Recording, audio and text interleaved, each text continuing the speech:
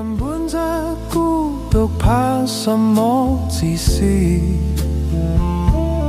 無謂求一雙耳朵聽懂我的字。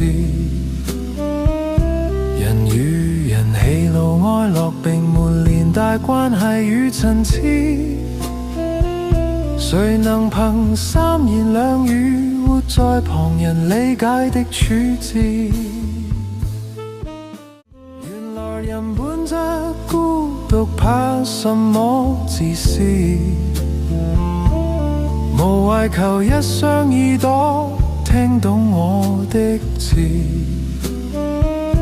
人與人喜怒哀樂並沒連帶關係與層次，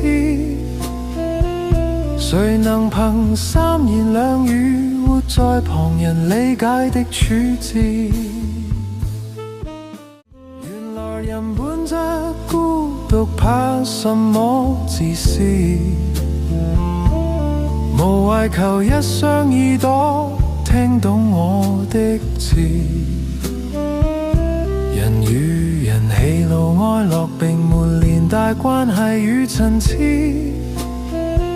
誰能憑三言兩語活在旁人理解的處置？